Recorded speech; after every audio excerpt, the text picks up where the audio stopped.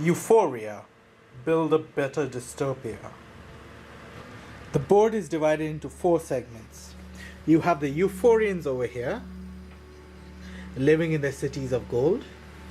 You have the Wastelanders over here, tunneling through the earth and living off the land. You have the Subterraneans over here, living underground. And you have the Icarites in their floating trade fleets up there. Finally, you have a worker activation tank in the bottom left. Setting up Euphoria. I like to set up Euphoria like this. First, I let the players choose their colors.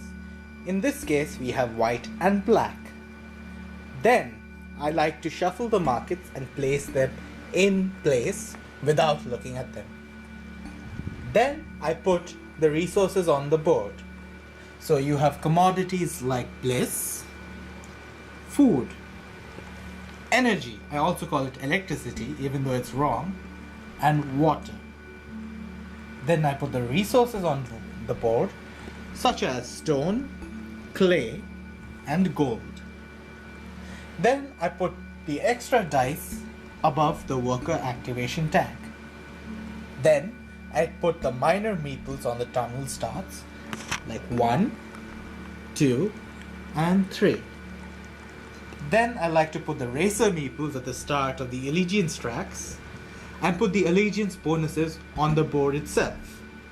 So when the racer meeple hits a particular square, the allegiance token moves off the allegiance track onto its rightful place on the board. Then I like to shuffle the hidden agenda and the commodities card as revealed by this, and I give it to the players.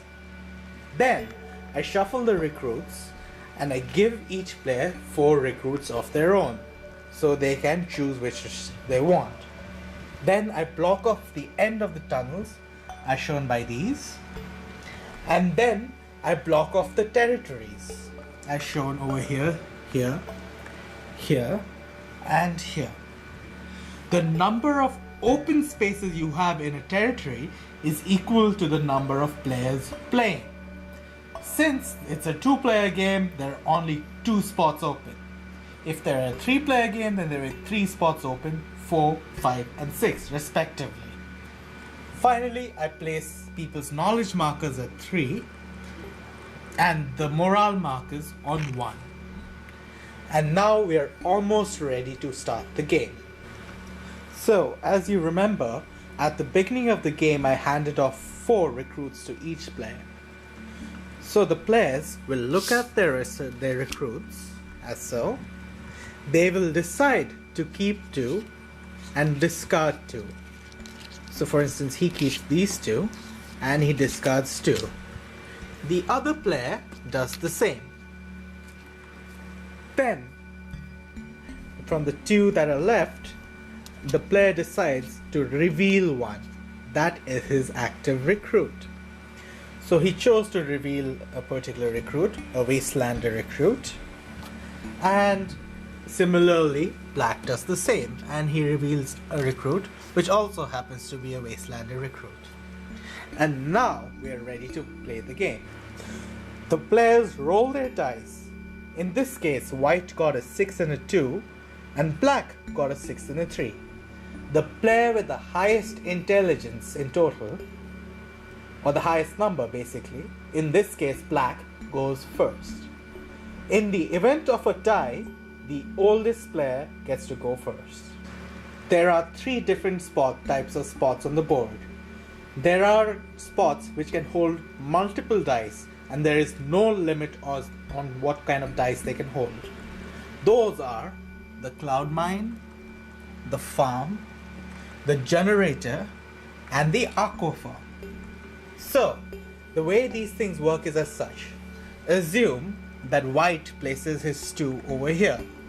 So he is in the 1 to 4 section and he gets a food and he moves up the allegiance token in the allegiance track by 1 for the Wastelanders. So if he's between 1 and 4, he activates that bonus. Now Black decides to put his 3 here. Now you total it up. 2 plus 3 is 5. So they activate that bonus which gives him 1 food, but he loses an intelligence.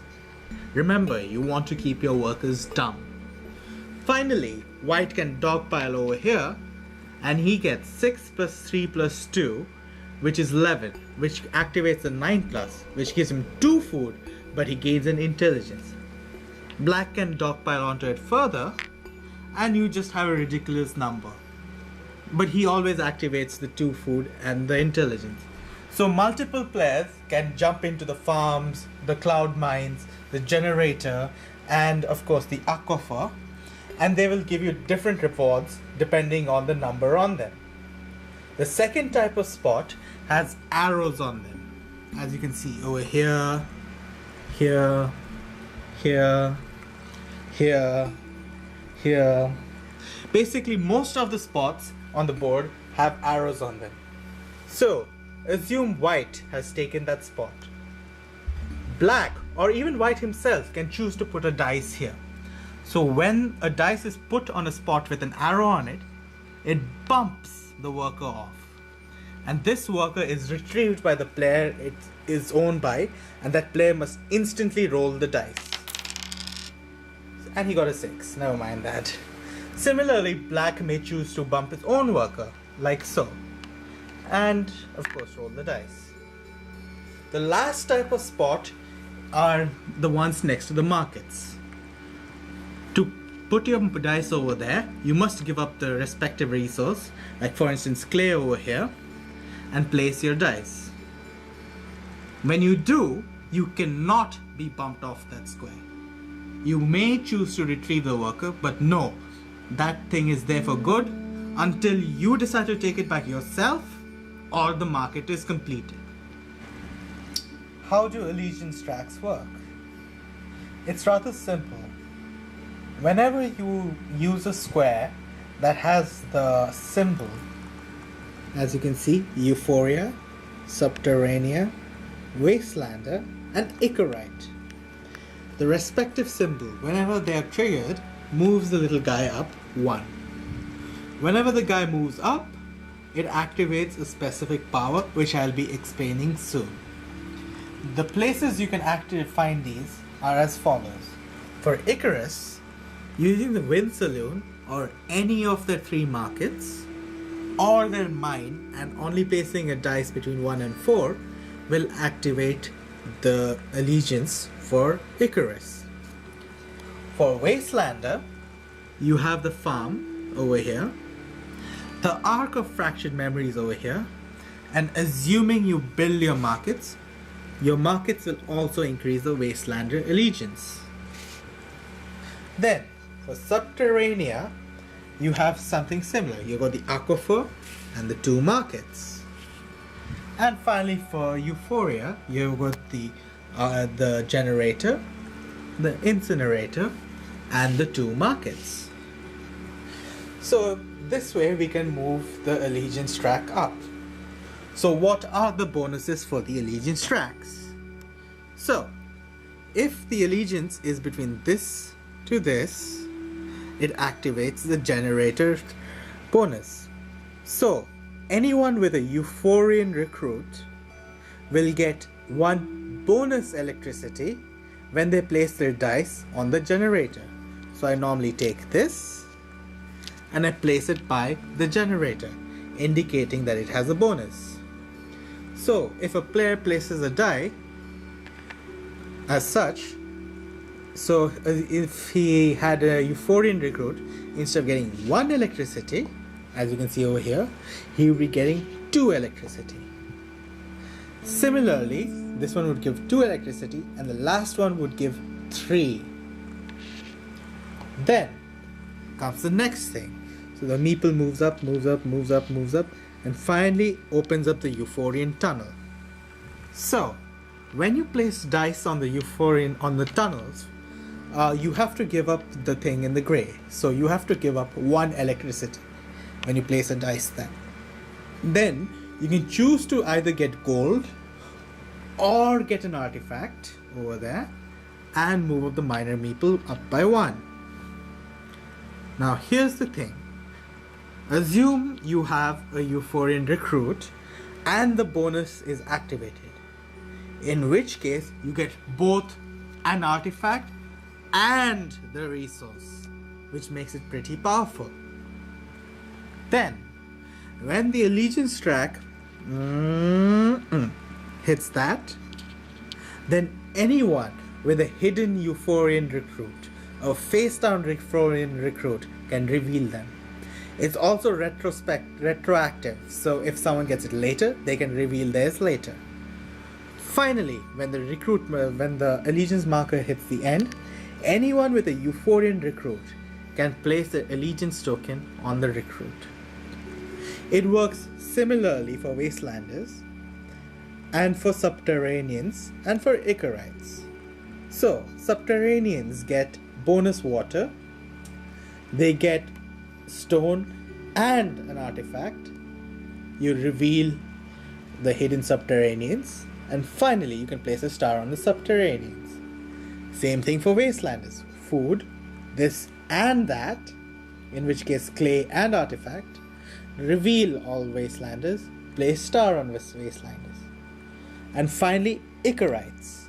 They are slightly different. You get a bonus bliss, but over here, the difference is, anytime you place a star in Icarite territory, you gain an artifact card. That is the difference. Finally, you reveal all hidden Icarites, and you can place stars on Icarite recruits. So that is the allegiance track. An important thing to note is allegiance bonuses do not stack. So if you have 1 recruit, 2 recruits, or 3 recruits of the same faction, it doesn't matter. You will still only get 1 bonus from it. So for instance, if someone has 2 Wastelanders and they go to the farm and the Wastelander thing is done, so instead of getting 2 food, they will not get 3 food. It will stay 2 food. Bonuses do not stack.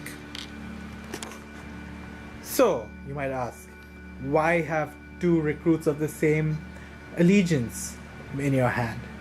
It's rather simple, really.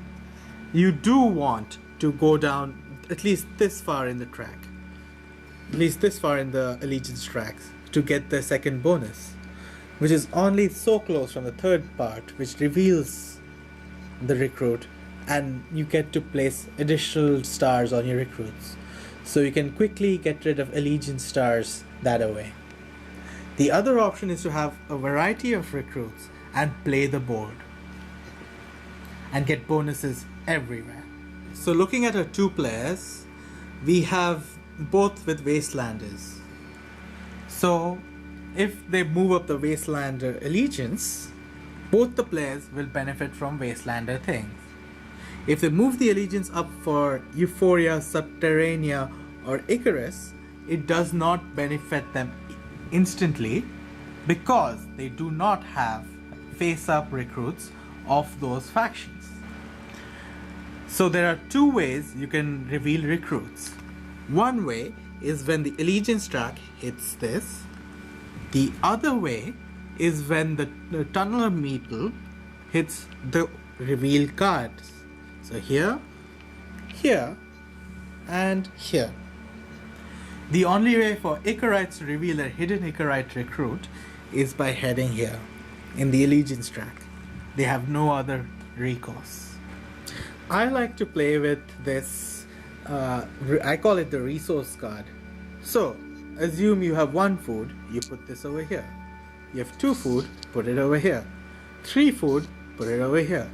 4 food, there we go. 5 food, 6 food. So it basically cuts down on clutter, and you don't have that many tokens all over the board. It's just a personal preference. So what can a player do during their turn? During their turn, a player can place 1 dice and 1 dice only.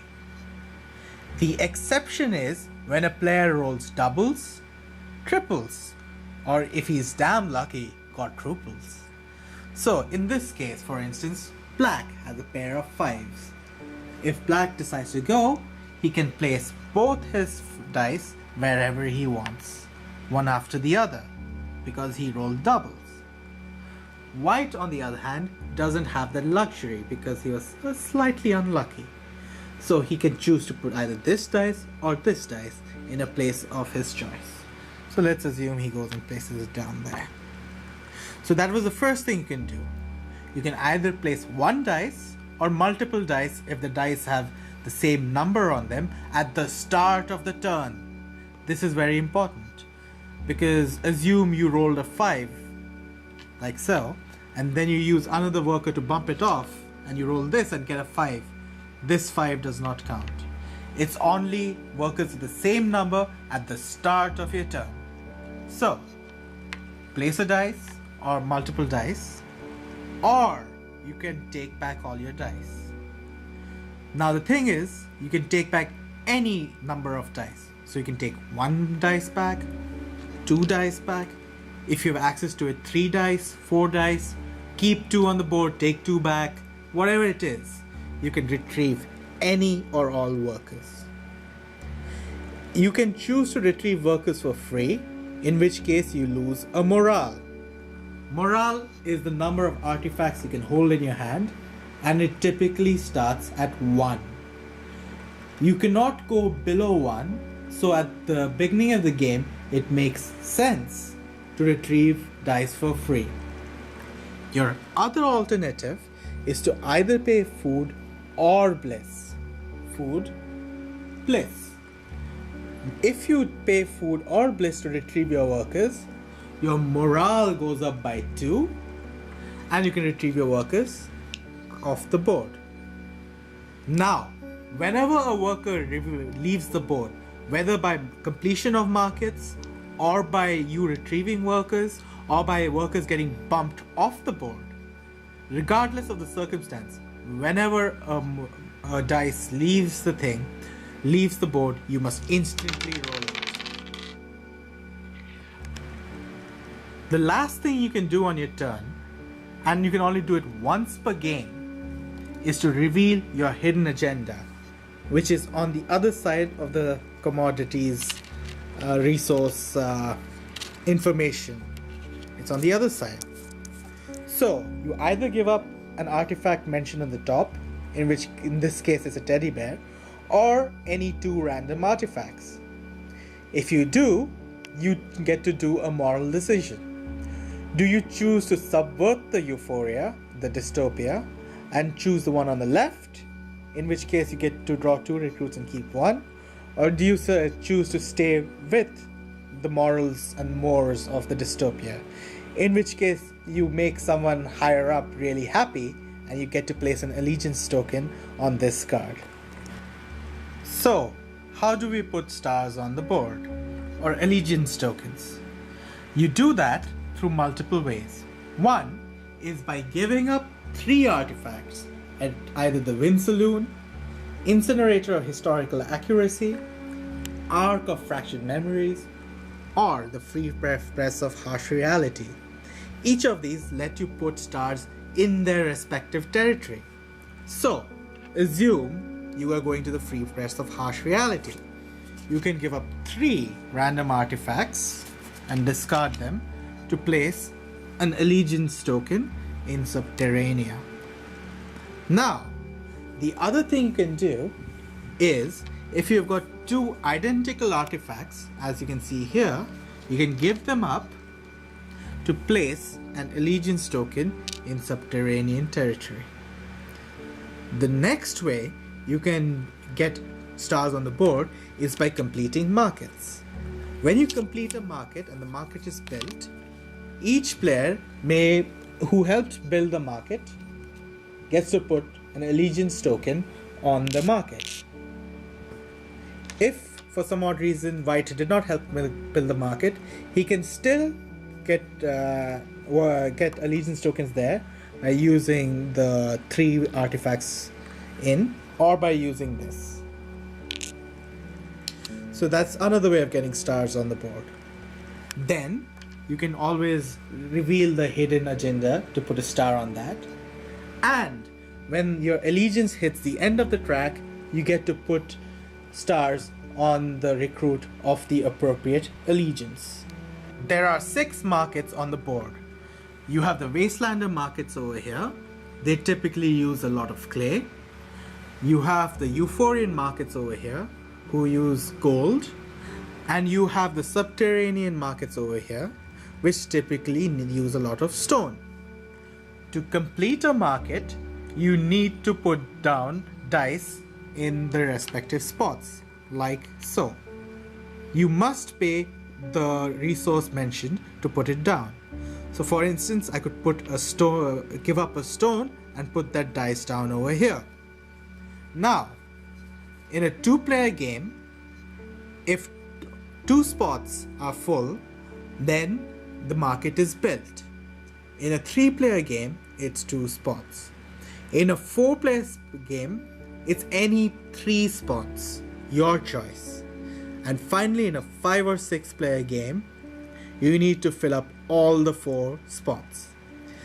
Now, since this is a 2-player game, let's assume that black goes ahead and gives up a clay to put 1 dice over there. This would mean that the market is completed. The market opens up, like so, and pushes the workers out. Since black helped finish the market, he gets to put a star on the market. You can only have 1 star on the market, regardless of how many dice you used to help build it. People who do not have a star on the market get hit with the penalty below. For instance, white cannot place more than 1 worker per turn. It also opens up a new spot where you can give up 4 water and gold to basically activate the subterranean allegiance, and you get to place a star anywhere on Subterranea, including this card itself. Black must now take the 2 dice and instantly roll it because they have left the board.